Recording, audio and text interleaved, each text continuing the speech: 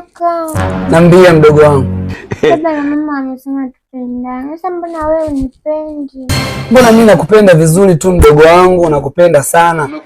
Wewe unipendi bwana. Kwa nini yani? Sasa mimi nataka niambie.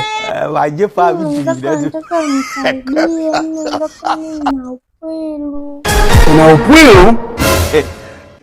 Ndio, sasa wewe kaka, mimi nimeona nisiende kumomba mtu yote nje, nikuombe wewe. Wewe sikia, afuata kunishikashika. Mimi najua niambie kitu cha maana, unaanza kuniambia una upwilu. Hasa kama una upwilu usikatafute mwanaume wa kuoana na wewe. Kama unanifanyia hivyo kwa hiyo nataka mimi kama nikaupeleka kwa sababu nataka nibaki hapa kwenye hii familia. Au nataka mimi niende huko nje nikachepuke.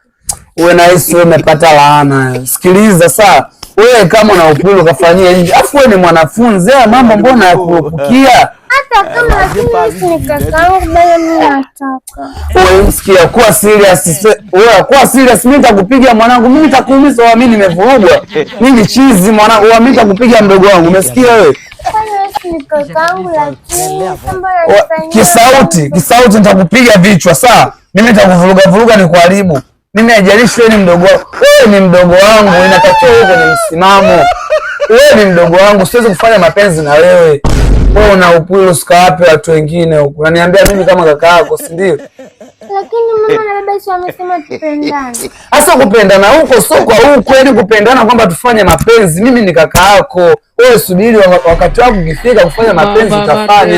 Leo kazi ipo. Sasa mimi nani atanisaidia?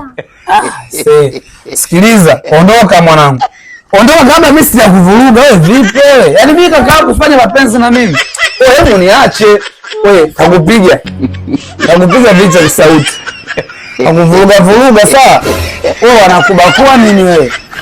Yaani kufanya mapenzi mimi kaka yako si ndio? Wewe unaniona wewe.